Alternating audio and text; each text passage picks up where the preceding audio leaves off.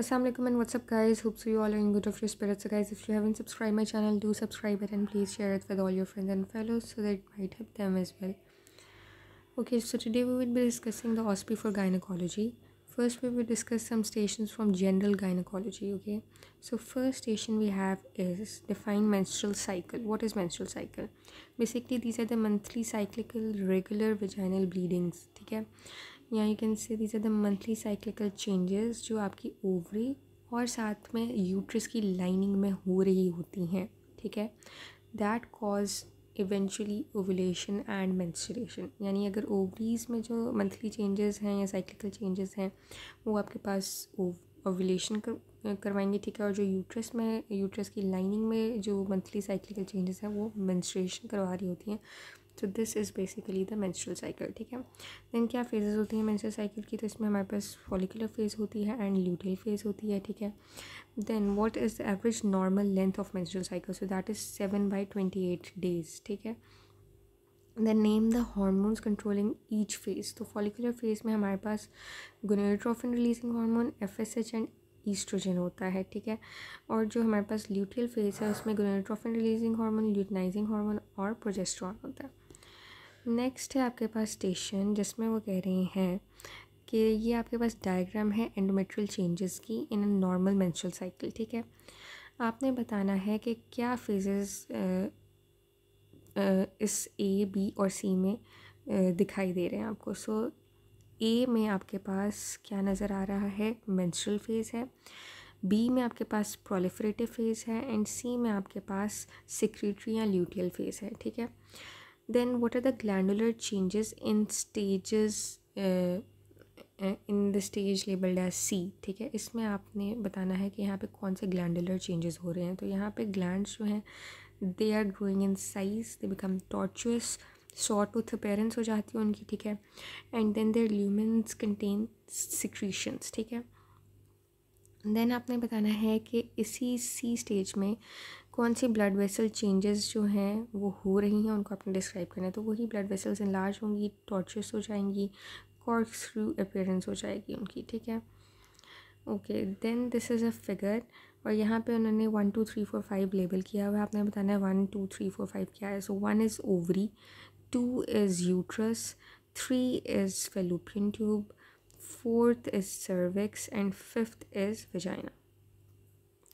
Then now we will discuss some OSPE stations of early pregnancy complications. So first station is, इसमें scenario दिया गया है कि 28 years old lady है जो 1 साल से मैरिड है और उसके पीरियड्स जो हैं वो 6 weeks तक मिस हुए हैं, यानी उसको एमेनोरिया हो गया. ठीक है, after her 1 year's marriage, 28 years की वो खुद है और 1 साल उसको शादी को हो गया है और उसको अब 6 हफ्तों से एमेनोरिया है. ठीक है, and now she has presented in emergency with lower abdominal pain. ठीक है, और साथ में वेजाइनल स्पॉटिंग भी है.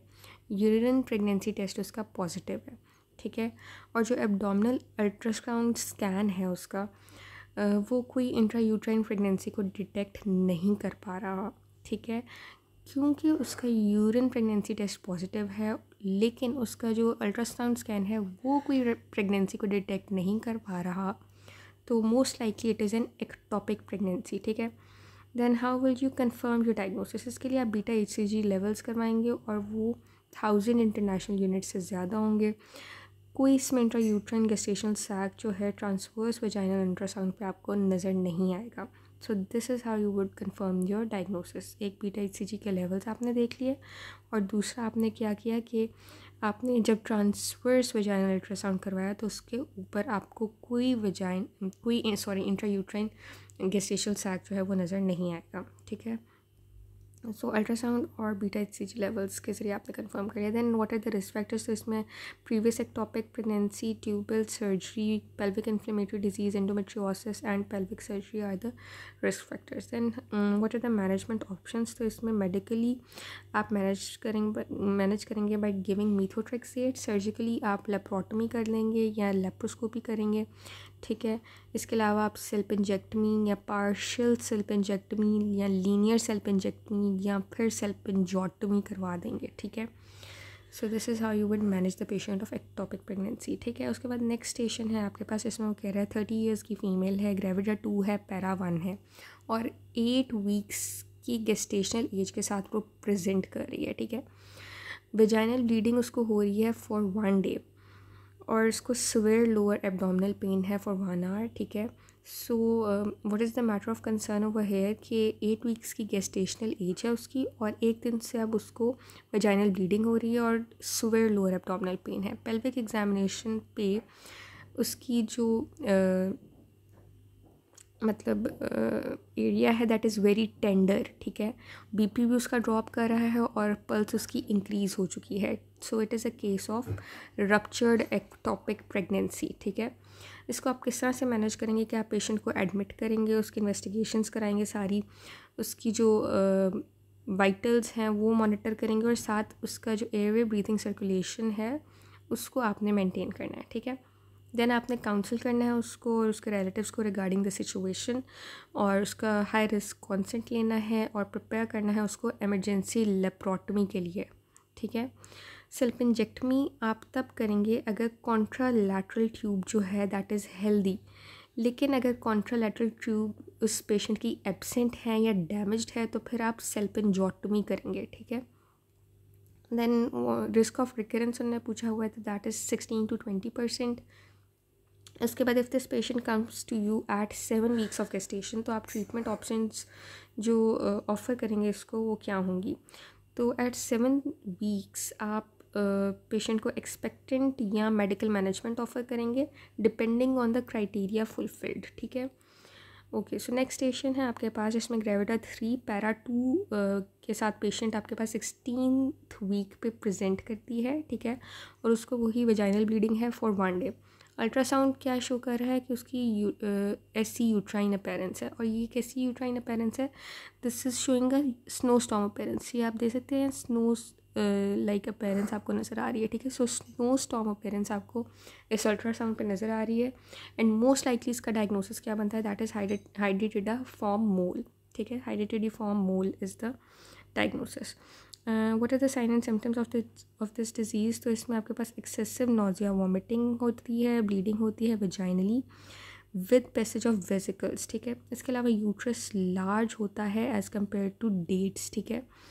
उसकी जो नॉर्मल गेस्टेशनल एज होती है उसके निस्बत उसका जो यूट्रस है वो काफ़ी लार्ज होता है, ठीक है। इसके अलावा सॉफ्ट डोई नेचर होती है यूट्रस की, कोई फीटस पैल्पेबल नहीं होता, फीटस इज़ नॉट पैल्पेबल, ना ही फीटल हार्ट साउंड्स ऑडिबल होती हैं और बहुत हाई बीटा HCG के लेवल्स होते हैं फॉर द गेस्टेशनल एज, ठीक है। तो ये सारे साइन एंड सिम्टम्स होते हैं इन केस ऑफ हाइड्रेटिडिफॉर्म मोल, ठीक है।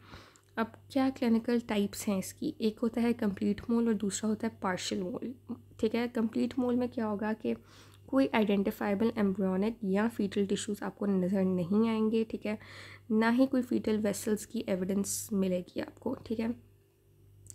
ये मोल कब अराइज करता है, जब एक एम्प्टी एग जो है जिसके अंदर कोई न्यूक्लियस नहीं है उसको फर्टिलाइज़ करने के लिए एक या एक से ज़्यादा मोस्टली 2 जो हैं वो नॉर्मल स्पर्म्स आते हैं और उसको फर्टिलाइज़ करते हैं। एक ऐसे एग को एक या एक से ज़्यादा मतलब 2 तक अगर नॉर्मल स्पर्म्स एक ऐसे एग को फर्टिलाइज़ करें जिसमें कोई न्यूक्लियस ना हो तो हमारे पास एक कंप्लीट मोल जो है उसके रिज़ल्ट में बनता है, ठीक है। और इसमें marked proliferation of trophoblastic cells होती है। कैरियोटाइप इसका क्या होता है, 46XX इसका कैरियोटाइप होता है, ठीक है। और ये सारे पैटर्नली डिराइव्ड होते हैं, ठीक है। They are derived from haploid 23X chromosome, ठीक है। ये जो 23X स्पर्म का होता है इससे ये सारे डिराइव होते हैं, they are all are paternally derived, ठीक है। यानी जो कैरियोटाइप बन रही है 46XX की दैट इज़ पैटर्नली डिराइव, ठीक है। और स्पर्म्स जो हैं they duplicate the chromosomes without cell division. उसके बाद कंप्लीट मोल में बहुत हाई रिस्क होता है ऑफ मेलिग्नेंट चेंजेस, ठीक है। ये आपने बात याद रखनी है। देन जो सेकंड टाइप है हाइड्रेटिडिफॉर्म मोल की that is partial mole. So partial mole में हमारे पास क्या होता है, it is associated with non viable fetus या it is associated with vessels only, ठीक है। या इसमें नॉन वायबल फीटस होगा या सिर्फ आपको वेसल्स नज़र आएंगी, ठीक है। और इसमें मॉडरेट ट्रोफोब्लास्टिक प्रोलिफरेशन होती है, ठीक है। हमने देखा था कंप्लीट मोल में मार्क्ड ट्रोफोब्लास्टिक प्रोलिफरेशन थी, यहाँ पे मॉडरेट ट्रोफोब्लास्टिक प्रोलिफरेशन होगी। और पार्शियल मोल में क्या होता है कि एक नॉर्मल एग जिसके अंदर न्यूक्लियस भी होगा उसको फर्टिलाइज करेगा, दो या मे बी 3 स्पर्म्स उसको आके फर्टिलाइज करेंगे, ठीक है। और कैरियोटाइप इसकी क्या होगी, दैट वुड बी 69XXX या फिर 69XXY इसकी कैरियोटाइप होगी, ठीक है। और हमारे पास मेलिग्नेंट चेंजेस यहाँ पे लेस लाइकली होती हैं as compare to complete mole, ठीक है। So this was about the hydatidiform mole. उसके बाद नेक्स्ट स्टेशन आपके पास क्या है कि 39 ईयर्स एज के साथ एक फ़ीमेल प्रेजेंट करती है gravida 5 para 4 with complaint of 22 weeks of gestational amenorrhoea, ठीक है। 22 वीक्स का उसको गेस्टेशनल एमेनोरिया है। फंडल हाइट उसकी 28 सेंटीमीटर्स है, ठीक है। इस वक्त वो 22 वीक्स की गेस्टेशन पे है, लेकिन फंडल हाइट उसकी 28 सेंटीमीटर है, यानी बहुत ज़्यादा फंडल हाइट है, ठीक है। So she is unable to feel fetal movements, और फीटल मूवमेंट्स भी उसको फील नहीं हो रही, ठीक है। एंड अल्ट्रासाउंड जब हम करते हैं तो उसके ऊपर स्नोस्टॉर्म अपीयरेंस है और एब्सेंट फीटस है। So all this indicates again hydatidiform mole, ठीक है। एटियोलॉजी क्या है, एक्सट्रीम ऑफ मैटरनल एज हो सकती है इसकी एक एटियोलॉजिकल फैक्टर, मतलब अगर एज या तो 16 ईयर्स से कम है मदर की, या फिर अगर जो मदर की एज है that is more than 40 years, तो मोस्ट लाइकली हाइड्रेटिडिफॉर्म मोल होने के चांसेस होते हैं, ठीक है। प्रीवियस हिस्ट्री अगर मोलर प्रेगनेंसी की है, पॉजिटिव है, तो फिर भी मोल होने के चांसेस होते हैं, या फिर अगर मल्टीपैरिटी है ऑलरेडी तो फिर भी इसके चांसेस बढ़ जाते हैं। Then what is the incidence, तो incidence is 1 per 1000 to 2000 pregnancies, ठीक है। मैनेज आप किस तरह से करेंगे कि आप पेशेंट को काउंसिल करेंगे, ठीक है, उसको सारी कंडीशन एक्सप्लेन करेंगे, उसके रिस्क्स, उसकी कॉम्प्लिकेशंस और उसके ट्रीटमेंट ऑप्शंस आप उसको बताएंगे। फिर आप उसके सीरम बीटा HCG जो है वो मॉनिटर करेंगे, यानी वो आप देखेंगे। उसके अलावा आप सर्जिकल सक्शन इवैक्यूएशन जो है जनरल एनेस्थीसिया के अंडर करेंगे, ठीक है। देन बीटा HCG जो है आपने सर्जरी के बाद हर फोर्टनाइटली जो है वो मॉनिटर करनी है, और तब तक आपने मॉनिटर करनी है जब तक इसके लेवल्स जो है वो अनडिटेक्टेबल हो जाएं, ठीक है। उसके बाद फिर आपने जब बीटा HCG नॉर्मलाइज हो जाता है विद इन 8 वीक्स, अगर तो वो नॉर्मलाइज हो गया है विद इन 8 वीक्स, ठीक है, आफ्टर द इवैक्यूएशन या आफ्टर डूइंग सर्जरी, अगर बीटा HCG नॉर्मलाइज हो चुकी है विद इन 8 वीक्स, तो फिर आपने मंथली जो है बीटा HCG को मॉनिटर करना है टिल 6 मंथ्स, ठीक है। 6 मंथ्स तक फिर आप उसको मंथली मॉनिटर करेंगे, ठीक है। और अगर बीटा HCG जो है वो नॉर्मलाइज होता है आफ्टर 8 वीक्स, वो था विद इन 8 वीक्स अगर हुआ, तो फिर आपने मंथली उसको मॉनिटर करना है टिल 6 मंथ्स। और अगर वो आफ्टर 8 वीक्स जो है नॉर्मलाइज हुआ है, यानी इवैक्यूएशन कर लिया और उसके 8 वीक्स बाद बीटा HCG के जो लेवल्स हैं वो नॉर्मलाइज हुए हैं, तो फिर आपने मॉनिटर करना, उसको कंटिन्यू करते रहना है till 6 months from the date of normalisation of beta HCG, ठीक है। देन आपके पास नेक्स्ट स्टेशन है कि ग्रेविडा 2 पैरा 1 जो है एट 10 वीक्स ऑफ गेस्टेशन वो आती है फॉर रूटीन एंटीनेटल विजिट्स, ठीक है। और उसका अल्ट्रासाउंड जो है 8 वीक साइज़ का है, और फीटस जो है उसकी एब्सेंट कार्डियक एक्टिविटी है, ठीक है। सो इस तरह से यहाँ पे आपको अल्ट्रासाउंड पे क्या नज़र आ रहा है कि 8 वीक साइज़ का फीटस है, यानी छोटा है as compare to the gestational age, क्योंकि पेशेंट जो है वो 10 वीक्स की गेस्टेशनल एज पे है, ठीक है। सो और साथ में कार्डियक एक्टिविटी भी एब्सेंट है। So what is the most likely diagnosis, it is missed miscarriage, ठीक है। What is the meaning of, या how would you define a miscarriage, इसमें हम इस तरह से डिफ़ाइन करेंगे कि अगर प्रेगनेंसी जो है वो 24 वीक्स ऑफ गेस्टेशन से पहले लॉस हो जाए तो दैट इज़ मिसकैरेज, या फिर अगर जो फीटस का जो वेट है it is less than 500 grams, सो तब भी हम इसको मिसकैरेज ही कहेंगे, ठीक है। Then what are the different types of miscarriage, तो टाइप्स में आपके पास थ्रेटन्ड है, मिस्ड अबॉर्शन है, इनएविटेबल मिसकैरेज है, एंड रिकरेंट मिसकैरेज है, ठीक है। देन 3 कॉजेज़ क्या हैं इस कंडीशन की, इसमें आपके पास क्रोमोसोमल एबनॉर्मेलिटीज़ हो सकती हैं, एंटी फॉस्फोलिपिड सिंड्रोम हो सकता है, इन्फेक्शन हो सकती है, यूट्राइन एनॉमलीज़ होती हैं, या एंडोक्राइन कॉजेज़ हो सकती हैं, ठीक है। उसके बाद they have said that enlist investigations required for further management of this patient. तो कुछ बेसलाइन इन्वेस्टिगेशंस होती हैं और कुछ स्पेसिफिक इन्वेस्टिगेशंस होती हैं। तो जो बेसलाइन होती हैं उसमें आप ब्लड ग्रुप और RH फैक्टर जो है वो देखते हैं, CBC देखते हैं, हेपेटाइटिस प्रोफाइल चेक कर लेंगे, ब्लड शुगर लेवल्स देख लेंगे, ठीक है, जो रैंडम ब्लड शुगर लेवल्स हैं वो चेक कर लेंगे। उसके बाद यूरिन कंप्लीट एग्जामिनेशन करा लेंगे, ठीक है। और जो स्पेसिफिक इन्वेस्टिगेशंस हैं उसमें आप कोएगुलेशन प्रोफाइल जिसमें आप PT और APTT लेवल्स देख लेंगे, ठीक है।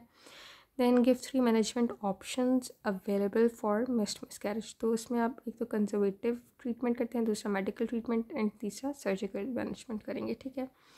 नाउ इस टेबल में उन्होंने सारा जितनी भी टाइप्स है मिसकैरेज की वो बताई हैं, उसका अल्ट्रासाउंड स्कैन पे क्या फाइंडिंग्स हैं, उसकी क्लिनिकल प्रेजेंटेशंस क्या हैं, उसकी क्या मैनेजमेंट है, वो सारा बताया। तो अगर थ्रेटन मिसकैरेज की बात करें, इस मिसकैरेज में आपको अल्ट्रासाउंड स्कैन पे इंट्रायूट्राइन प्रेगनेंसी नज़र आती है और फीटल हार्ट भी आपको सुनाई देती है, ठीक है। इसके अलावा क्लिनिकल प्रेजेंटेशन में वही वजाइनल ब्लीडिंग और एब्डोमिनल पेन होगी, और स्पेकुलम एग्जामिनेशन जब हम करवाएंगे तो सर्वाइकल ऑस जो है दैट वुड बी क्लोज्ड, और मैनेजमेंट इसकी सपोर्टिव होगी, ठीक है। इनएविटेबल मिसकैरेज और इनकम्प्लीट मिसकैरेज, इन दोनों में मैं आपको बता दूं कि जब हम क्लिनिकल प्रेजेंटेशन देखते हैं, मतलब स्पेकुलम एग्जामिनेशन करेंगे, तो इस पर आपको दोनों पे इनएविटेबल और इनकम्प्लीट, मतलब दोनों आई से शुरू हो रहे हैं, तो आपने याद रखना है दोनों केसेस में स्पेकुलम एग्जामिनेशन में सर्वाइकल ऑस जो है इट वुड बी ओपनड, ठीक है। यहाँ पे भी ओपन है और यहाँ पे भी ओपन है, ठीक है। लेकिन जो आपने याद रखना है, जो इनकम्प्लीट मिसकैरेज होगा ना, उसमें सर्वाइकल लॉस ओपन तो होगी, लेकिन उसमें जो प्रोडक्ट्स हैं कंसेप्शन के they are located in the cervical loss, ठीक है, they are located in the cervical loss, ठीक है। अच्छा, अब इनएविटेबल मिसकैरेज को पहले हम देख लेते हैं। इसको जब हम अल्ट्रासाउंड पे देखेंगे तो इसमें आपके पास इंट्रायूट्राइन प्रेगनेंसी तो होगी, लेकिन इसमें हार्ट रेट या हार्ट बीट जो है, फीटल हार्ट बीट, वो आपको सुनाई नहीं देगी, ठीक है। हमने देखा था थ्रेटन में फीटल हार्ट रेट सुनाई दे रही थी, यहाँ पे नहीं है, ठीक है, एब्सेंट है। उसके बाद जो क्लिनिकल प्रेजेंटेशन है, यहाँ पे भी वही vaginal bleeding and abdominal pain होगी, और सर्वाइकल लॉस मैंने आपको बताया ओपन होगी, ठीक है। मैनेजमेंट इसकी क्या है कि expectant medical and surgical management है। इन कंप्लीट मिसकैरेज में आपके पास अल्ट्रासाउंड एग्जामिनेशन पे रिटेन्ड प्रोडक्ट्स ऑफ कंसेप्शन है, क्योंकि इनकम्प्लीट मिसकैरेज है ना, अभी पूरी तरह मिसकैरेज यानी अबॉर्शन नहीं हुई, सो रिटेन्ड प्रोडक्ट्स ऑफ कंसेप्शन आपको नज़र आएंगे। लेकिन अगर कंप्लीट मिसकैरेज होता है तो इसमें आपको कोई रिटेन्ड प्रोडक्ट्स ऑफ कंसेप्शन नज़र नहीं आते, ठीक है, और इसीलिए कंप्लीट मिसकैरेज में फिर सर्वाइकल लॉस क्लोज हो जाता है, ठीक है। अच्छा, क्लिनिकल प्रेजेंटेशन जो है इनकम्प्लीट मिसकैरेज की वो ये होती है कि वही वजाइनल ब्लीडिंग, एब्डोमिनल पेन और स्पेकुलम पे सर्वाइकल लॉस इज ओपन, और प्रोडक्ट्स ऑफ कंसेप्शन जो है वो आपको सर्वाइकल लॉस पे नज़र आएंगे। और इसको ट्रीट किस तरह से करेंगे, मैनेज किस तरह से करेंगे, आप प्रेगनेंसी को रिमूव करेंगे, जितना भी प्रेगनेंसी टिश्यू होगा at the time of speculum examination आप उसको रिमूव कर देंगे इफ़ पॉसिबल। इसके बाद आप एक्सपेक्टेंट मेडिकल और सर्जिकल मैनेजमेंट जो है वो कर सकते हैं। दैन कंप्लीट मिसकैरेज में आपको अल्ट्रासाउंड में क्या नज़र आएगा कि यूट्रस इज़ एम्प्टी, ठीक है। इसमें आप सीरम HCG को देखेंगे, ठीक है, ताकि आप एक्टोपिक प्रेगनेंसी को रूल आउट कर सकें, ठीक है। अगर तो कोई प्रीवियस अल्ट्रासाउंड आइडेंटिफाई नहीं कर पा रहा किसी भी इंट्रायूट्राइन प्रेगनेंसी को, तो फिर आपने लाजमी सीरम HCG लेवल्स जो है वो देखने होते हैं, ताकि आपको पता चल सके कि एक्टोपिक प्रेगनेंसी का तो केस नहीं है ये, ठीक है। और क्लिनिकल प्रेजेंटेशन में क्या है, वही पेन और वजाइनल ब्लीडिंग है, ठीक है। और स्पेकुलम एग्जामिनेशन पे मैंने आपको ऑलरेडी बताया कि यहाँ पे सर्वाइकल लॉस इज क्लोज्ड, और मैनेजमेंट में इसकी सपोर्टिव मैनेजमेंट होगी। देन मिस्ड मिसकैरेज जो है, इसमें आपके पास इंट्रायूट्राइन प्रेगनेंसी नज़र आएगी आपको अल्ट्रासाउंड पे, ठीक है, और यहाँ पे फीटल हार्ट रेट नहीं होगी यानी एब्सेंट होगी।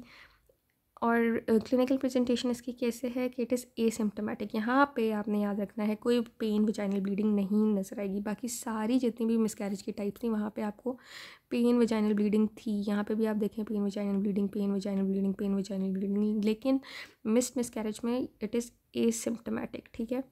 और यहाँ पे it is diagnosed at booking, ठीक है, often it is diagnosed at booking by ultrasound, ठीक है। एंड इसको हम ट्रीट किस तरह से करेंगे, बाय एक्सपेक्टेंट मेडिकल या सर्जिकल मैनेजमेंट।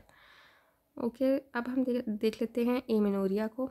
सो एमेनोरिया के जो स्टेशन है उसमें सबसे पहला स्टेशन आपके पास आता है कि 18 ईयर्स ओल्ड गर्ल है, she comes to you with the complaint of inability to start menstruation. ठीक है, ऑन एग्जामिनेशन उसकी हाइट क्या है, her height is 3 feet and 8 inches और वेब नेक है, web neck, wide carrying angle, secondary sexual characters are not developed. So most likely ये सारे features, web neck, wide carrying angle, secondary sexual characteristics जितनी भी हैं, अगर वो absent हैं तो it is most likely case of Turner syndrome. ठीक है, अच्छा, what are the other causes of primary amenorrhoea? Turner syndrome के अलावा और किन केसेस में आपके पास प्राइमरी एमेनोरिया हो सकता है? क्योंकि हमने देखा था ना सिनेरियो में, वो बता रहा है कि उसको मेंस्ट्रुएशन स्टार्ट ही नहीं हुई and she is of 18 years of age. ठीक है, सो इसके अलावा टर्नर सिंड्रोम के अलावा और किन केसेस में प्राइमरी एमेनोरिया हो सकता है? So that can be any hypothalamic या pituitary causes like Kallmann syndrome, Sheehan syndrome, in case of exercise या एनोरेक्सिया नर्वोसा। इसके अलावा कुछ आपके पास ओवेरियन कॉजेज़ भी होती हैं, लाइक जिसमें टर्नर सिंड्रोम होता है, पीसीओज होती हैं, प्रीमेच्योर ओवेरियन फेलियर हो सकता है। ठीक है, इसके अलावा कुछ यूट्राइन कॉजेज़ होती हैं like Mullerian agenesis, Asherman syndrome, और क्रिप्टोमेनोरिया भी एक कॉज हो सकती है that can cause primary amenorrhoea. ठीक है, what treatment would you offer to this girl? तो इसमें आप क्या करेंगे कि इंडक्शन ऑफ प्यूबर्टी कराएंगे बाय हार्मोन रिप्लेसमेंट थेरेपी। ठीक है, जिसमें ईस्ट्रोजन आप देंगे in low doses over 5 years और प्रोजेस्टेरॉन आप देंगे फॉर 2 years। ठीक है, फिर अगर प्रेगनेंसी की ज़रूरत है उसको, ऐसी पेशेंट को जो कि प्राइमरी एमेनोरिया के साथ सफ़र भी कर रही है, तो फिर उसके लिए इफ़ शी वांट्स प्रेगनेंसी तो वो डोनर एग और स्पर्म जो है किसी पार्टनर का लेके तो उनको फर्टिलाइज़ करवा के शी कैन अटेन प्रेगनेंसी। ठीक है, सो नेक्स्ट जो है ये आपके पास स्टेशन है और इसमें क्या आपको नज़र आ रहा है? This is basically an imperforated hymen. ठीक है, और किस डिसऑर्डर में आपको नज़र आता है या what this type of disorder it is? Imperforated hymen is causing outflow track obstruction. ठीक है, this is the disorder. So disorder is outflow track obstruction. What are the sign and symptoms of this condition? आपने 2 sign and symptoms बताने हैं। तो एक sign, अच्छा, बहुत सारे साइन एंड सिम्टम्स हो सकते हैं इम्परफोरेट हाइमेन के केस में जिसकी वजह से आउटफ्लो ट्रैक ऑब्स्ट्रक्शन हो रही होती है। तो एक तो इसमें आपको नज़र आएगा साइक्लिकल लोअर एब्डोमिनल पेन। इसके अलावा मेंस्ट्रुएशन नहीं हो पाएगी। ठीक है, she fails to initiate her menstrual flow. क्यों? क्योंकि ज़ाहिर सी बात है, जब यहाँ पे मतलब हाइमन इज़ नॉट परफोरेटेड, मतलब ये देखें टोटली इट इज़ इम्परफोरेटेड, पूरी एक ब्लॉक हुई हुई है एरिया, यानी इंट्रोइटस इज़ टोटली ब्लॉक्ड। तो फिर आप कहेंगे कि यानी कोई जगह ही नहीं है ब्लड को बाहर आने के लिए, तो फिर in such a case she can't menstruate, so there is failure to initiate the menstrual flow. ठीक है, and why is it so? क्योंकि आप देख सकते हैं ये ब्लूइश बल्जिंग मेम्ब्रेन है यहाँ पे। ठीक है, ब्लूइश बल्जिंग मेम्ब्रेन है that is seen at the introitus. ठीक है, इसके अलावा यूरिनरी रिटेंशन हो सकती है इस केस में, और सिस्टिक मास आपको नज़र आ सकता है in the lower abdomen. So these all are the sign and symptoms seen in the case of imperforate hymen. ठीक है, then what are the treatment options? ठीक है, so she can be treated by giving cruciate incision. आप यहाँ पे cruciate incision दे के तो menstrual blood को रिलीज़ करवा सकते हैं। Then what is the pathophysiology of this condition? Basically what is it? It is a congenital disorder जिसमें हाइमन जो है वहाँ पे विदाउट एन ओपनिंग, यानी वहाँ पे कोई कंप्लीट ओपनिंग नहीं होती and it obstructs the vagina. ठीक है, it completely, this basically imperforated hymen is basically completely obstructing the vagina. ठीक है, so this is a congenital disorder.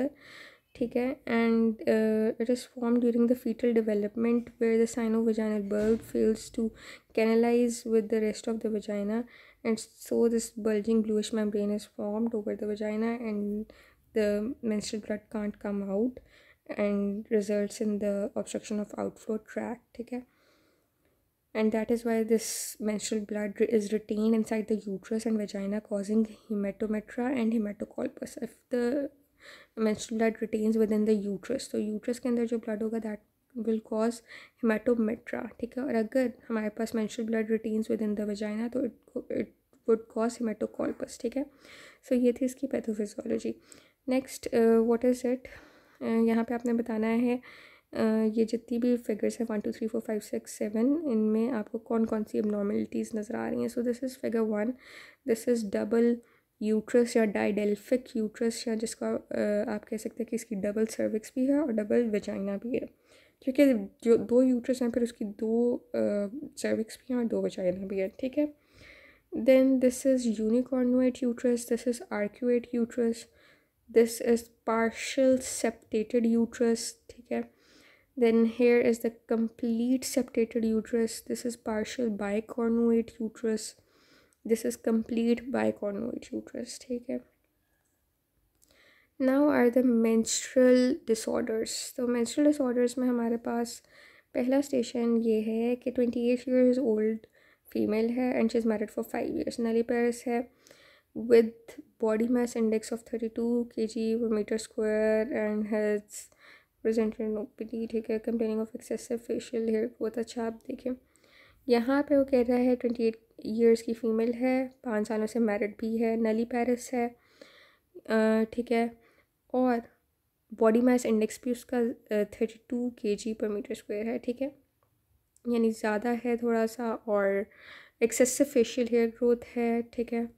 And there is irregular scanty periods भी उसको कम आ रहे हैं, बहुत ज़्यादा फेशियल हेयर ग्रोथ है, बॉडी मास इंडेक्स भी उन्होंने बता दिया, नलीपेरस भी है, ठीक है. So what it is suggesting, और अल्ट्रासाउंड जो स्कैन है उस पर आप देख सकते हैं सिस्ट्स नज़र आ रही हैं ओवरीज में, ठीक है. So it is suggesting polycystic ovarian disease, ठीक है. What other investigations would you do upon this patient. सो आप इसमें हस्बैंड का सीमेन एनालिसिस करवाएंगे, HCG लेवल्स चेक करेंगे, डायग्नोस्टिक लेप्रोस्कोपी और डाई टेस्ट करवा लेंगे, ठीक है. Then what are the ultrasound criterias for diagnosing the condition. इसमें आप पेशेंट को जो है उसको कहेंगे कि उसको इसके पास अगर आप देखेंगे कि अगर उसमें फॉलोइंग 3 या 2 क्राइटेरियाज अगर वो फुलफ़िल कर रही है, उसमें 2 या 3 या तीनों फीचर्स अगर पाए जा रहे हैं अपॉन अल्ट्रासाउंड एग्जामिनेशन, तो आप उसको रेफ़र कर देंगे या लेबल कर देंगे कि yes she is suffering from polycystic ovarian disease. अब वो कौन कौन से 3 फीचर्स हो सकते हैं या 2 फीचर्स हो सकते हैं, जिसके बाद हम उसको PCOS लेबल कर देंगे. एक तो अगर वो एमेनोरिक है या ओलिगोमेनोरिक है तब, या उसकी क्लिनिकल या बायोकेमिकल हाइपर एंड्रोजनिज्म नज़र आ रहा है, या फिर अगर अल्ट्रासाउंड स्कैन पे पॉलीसिस्टिक ओवरीज बाकायदा विजिबल हैं, ठीक है, तो फिर हम इसको डायग्नोज कर देंगे as a case of polycystic ovary. And there are और अल्ट्रासाउंड पे जो है ना आपको पॉलीसिस्टिक ओवरीज एटलीस्ट 8 नज़र आनी चाहिए या उससे ज़्यादा विद सब कैप्सुलर फॉलिकुलर सिस्ट्स, ठीक है. तो फिर आप उसको डायग्नोज करेंगे एज पॉलीसिस्टिक ओवेरियन डिजीज़, ठीक है. Sorry, polycystic ovarian syndrome, PCOS, polycystic ovarian syndrome, ठीक है. अच्छा, नेक्स्ट क्वेश्चन इज़ के list long term consequences for this patient. तो इस पेशेंट में आपके पास डायबिटीज़ मेलाइटिस टाइप 2 हो सकता है, हाइपरटेंशन हो सकती है, cardiovascular disease like MI stroke, इसके अलावा एंडोमेट्रियल हाइपरप्लेजिया, एंडोमेट्रियल कार्सिनोमा हो सकता है. Then what are the advantages of diagnostic laparoscopy. तो डायग्नोस्टिक लेप्रोस्कोपी पे आपको होल पेल्विस नज़र आती है, ठीक है. आप बाकी पैथोलॉजीज़ को डायग्नोज कर सकते हैं लाइक एंडोमेट्रियोसिस या पेल्विक इन्फ्लेमेटरी डिजीज़ वगैरह भी डायग्नोज कर सकते हैं. दैन किस तरह से आप इसको ट्रीट करेंगे इस पेशेंट को. तो इसमें सबसे इम्पॉर्टेंट तो लाइफस्टाइल मॉडिफिकेशन है, यानी आप उसे कहेंगे कि अपना वेट रिड्यूस करे, डाइट को रिस्ट्रिक्ट करे वो, और रेगुलर एक्सरसाइज करे, स्मोकिंग अवॉइड करे और अल्कोहल को भी अवॉइड करे, ठीक है. जो ओबीस पेशेंट्स हैं उनके लिए वेट लॉस इज़ मस्ट, ठीक है. और मेंस्ट्रुअल इरेगुलरिटीज़ को ट्रीट करने के लिए आप साइक्लिकल प्रोजेस्टेरॉन या कंबाइंड OCPs देंगे, ठीक है. और हिर्सुटिज्म और एक्ने को ट्रीट करने के लिए आप एंटी एंड्रोजन्स देंगे अलॉन्ग विद OCPs, यानी ऑरल कॉन्ट्रासेप्टिव्स के साथ आप एंटी एंड्रोजन थेरेपी भी देंगे, ठीक है. और कॉस्मेटिक थेरेपी जो है ऐसे पेशेंट्स में वो क्या है कि आप वैक्सिंग या ब्लीचिंग या लेज़र का कह देंगे फॉर रिमूवल ऑफ हेयर्स। और सब फर्टिलिटी को ट्रीट करने के लिए आप ओवुलेशन इंडक्शन करेंगे, उसके लिए आप क्लोमिफेन सिट्रेट देंगे, ठीक है। और हाइपर इंसुलिन एनीमिया अगर पेशेंट को हो चुका है तो आप anti diabetic drug like metformin दे देंगे। मेडिकल मैनेजमेंट में आप वही ओवुलेशन इंडक्शन थेरेपी करवा देंगे, एंटी एंड्रोजेंस देंगे, क्लोमिफेन सिट्रेट देंगे, गोनाडोट्रोफिन्स देंगे like FSH/LH, insulin sensitizing agents देंगे like metformin. Intra uterine insemination करवा सकते हैं, इन विट्रो फर्टिलाइजेशन करवा सकते हैं टू ट्रीट सब फर्टिलिटी, ठीक है। और अडॉप्शन भी एक तरीका हो सकता है। और सर्जिकल ऑप्शंस क्या हैं ऐसे पेशेंट्स में, कि आप वेज करवाएं या लेप्रोस्कोपिक ओवेरियन ड्रिलिंग करवाएं। और ये लेप्रोस्कोपिक ओवेरियन ड्रिलिंग हम करवाते हैं फॉर ओवुलेशन इंडक्शन, ठीक है। Then what should be the treatment for hirsutism. अब हिर्सुटिज्म जिसको हम एंड्रोजेनिक सिम्टम भी कह सकते हैं, इसको ट्रीट करने के लिए आप वैक्सिंग या थ्रेडिंग पेशेंट को कह सकते हैं, या उसको सर्जिकल ट्रीटमेंट बता सकते हैं लाइक लेज़र या इलेक्ट्रोलाइसिस। इसके अलावा एंटी एंड्रोजन ड्रग्स का आप उसको दे सकते हैं, एडवाइस कर सकते हैं लाइक जिसमें एफ्लॉर्निथीन क्रीम आती है, वेनिक्वा, ठीक है, या सिप्रोटिरॉन एसीटेट भी आप सजेस्ट कर सकते हैं। देन ये पेशेंट है, एक नेलीपेरिस पेशेंट है, और वो आती है with the complaint of inability to conceive since her marriage for 4 years, और उसको ओलिगोमेनोरिया भी है 3 years से, ठीक है। यानी 3 साल उसको पीरियड्स भी कम आ रहे हैं, और अब वो मतलब जब से उसकी शादी हुई है she is unable to conceive since 4 years। और जब हमने एग्जामिनेशन किया है उसका तो उसके फेशियल हेयर ग्रोथ भी बहुत ज़्यादा है, एक्ने भी बहुत ज़्यादा है, BMI भी उसका 32 kg/m² है। और अल्ट्रासाउंड पे आप देख सकते हैं ये ओवेरियन सिस्ट्स नज़र आ रही हैं, ठीक है। These are ovarian cysts. So it is again a case of polycystic ovarian syndrome. और यहाँ पे एनोवुलेशन जो है what is her cause of sub fertility. So basically anovulation caused by PCOS is her cause of sub fertility, ठीक है। Then कौन सी investigations कराएंगे, तो PCOS के लिए आप सीरम एंड्रोजेंस, TSH, प्रोलैक्टिन और अल्ट्रासाउंड पेल्विस करवा लेंगे, ठीक है। और सब फर्टिलिटी के लिए आप हस्बैंड का सीमेन एनालिसिस चेक करेंगे और ओवुलेशन डिटेक्शन टेस्ट चेक करेंगे, ठीक है। और इसके अलावा ट्यूबल पेटेंसी टेस्ट करवा लेंगे, ठीक है। आप उसको ट्रीट किस तरह से करेंगे, वही काउंसलिंग करेंगे, उसका फर्टिलिटी पीरियड देखेंगे, नॉन फार्माकोलॉजिकल ऑप्शंस आप उसको सजेस्ट करेंगे फॉर एक्सेसिव हेयर ग्रोथ, और उसको वेट लॉस का कहेंगे, ओवुलेशन इंडक्शन आप करवा सकते हैं, और असिस्टेड रिप्रोडक्टिव टेक्निक्स जिसमें इंट्रा यूट्राइन इंसेमिनेशन या इन विट्रो फर्टिलाइजेशन आ जाती है वो आप उसको सजेस्ट कर सकते हैं, ठीक है। Okay, here is a patient of 45 years, para 5, and has presented to OPD with the complaint of heavy irregular periods, ठीक है। and since last 1 year, और उसने बहुत सारे medications इसके लिए यूज़ की हैं for temporary relief of the symptoms, ठीक है। and she is hypertensive, ठीक है, and uses drugs like antihypertensive use करती है to treat her hypertension। pelvic examination जब हमने किया उसका तो यूट्रस उसकी बल्की थी, ठीक है, मोबाइल भी थी एंड नॉन टेंडर थी, ठीक है। फॉर्नेसेस उसके क्लियर थे, पेल्विक अल्ट्रासोनोग्राफी पे कोई पैथोलॉजी नज़र नहीं आ रही, लेकिन उसका HP जो है दैट इज़ ओनली 8, ठीक है। कोएगुलेशन प्रोफाइल और थायराइड फंक्शन भी उसका नॉर्मल है। सो क्या यहाँ पे जो फाइंडिंग्स है, एक तो उसका हीमोग्लोबिन बहुत कम है, ठीक है। यूट्रस जब हमने देखा तो दैट वाज बल्कि मोबाइल एंड नॉन टेंडर, ठीक है। So what is the likely diagnosis, और है भी उसको excessive bleeding, heavy irregular periods हैं।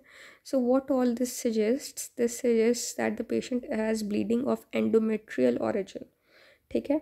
Patient has bleeding of endometrial origin. Now what is the definition of bleeding of endometrial origin, कि इसमें abnormal uterine bleeding होती है in absence of recognizable uterine pathology, या in the absence of any drug therapy, pregnancy या bleeding disorders। अगर कुछ भी इनमें से प्रेजेंट नहीं है, मतलब कोई यूट्राइन पैथोलॉजी नहीं है पेशेंट की, कोई ड्रग थेरेपी उसने नहीं ली, कोई प्रेगनेंसी नहीं है, कोई ब्लीडिंग डिसऑर्डर्स नहीं है, फिर भी उसको एबनॉर्मल यूट्राइन ब्लीडिंग हो रही है, then you would label it as a bleeding of endometrial origin, ठीक है। Then list different etiological factors for abnormal uterine bleeding. तो इसके लिए एक निमोनिक है आपके पास, palm coin is the mnemonic for etiological factors of abnormal uterine bleeding, तो P is for polyp, A for adenomyosis, L for leiomyoma, M for malignancy, C for coagulopathy, O for ovulation disorders, I iatrogenic, E endometrium, N is non specific, ठीक है। Then suggest a suitable plan of treatment for her, ठीक है। इसमें आप क्या कहेंगे कि patient क्योंकि 45 ईयर्स ओल्ड है, ठीक है, और उसने अपनी फैमिली भी कंप्लीट कर ली है और मेडिकल ट्रीटमेंट उसके लिए फ़ेल हो चुका है और ब्लीडिंग जो है वो अब उसको एनीमिया कॉज करवा रही है, तो फिर हम उसको अब सर्जरी एडवाइस करेंगे और उसके लिए surgery he treatment of choice है, ठीक है। और कौन सी सर्जरी आप उसको कहेंगे, हिस्टेरेक्टमी या एंडोमेट्रियल एब्लेशन का आप उसको एडवाइस करेंगे, ठीक है। Then here is a 34 years old nulliparous female, ठीक है, and she is married for 8 years, ठीक है। अब ये इसकी कंप्लेंट क्या है कि उसको स्वेयर डिस्मेनोरिया है और डिस्पेरोनिया है, ठीक है, और कॉन्टीन्यूस लोअर एब्डोमिनल पेन है, डिस्मेनोरिया, डिस्पेरोनिया और लोअर एब्डोमिनल पेन। एंड उसके बाद this picture showing chocolate cyst clearly indicates that it is a case of endometriosis, ठीक है।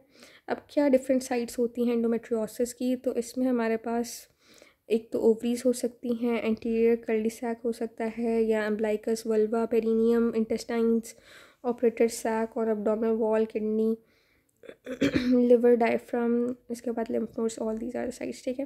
Then what are the treatment options for her, तो इसमें according to the age of the patient, उसकी symptoms और extent of the disease को देखते हुए हम डिज़ायर उसका जो फ्यूचर चाइल्ड बेयरिंग जितना भी उसका सीन है वो सारा डिसाइड करेंगे कि क्या वो बेयर कर सकती है एनी चाइल्ड इन फ्यूचर या नहीं।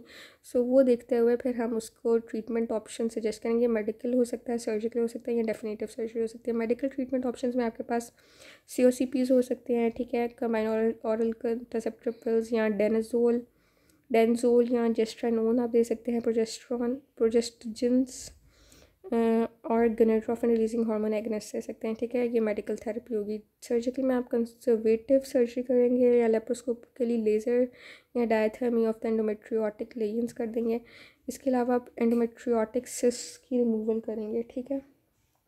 डेफिनेटिव सर्जरी क्या है कि अगर डिज़ीज़ प्रोग्रेसिव है तो आप टोटल एब्डोमिनल हिस्टेरेक्टमी करवा देंगे विद बायलैटरल सल्पिंजोओफ्रेक्टमी, ठीक है।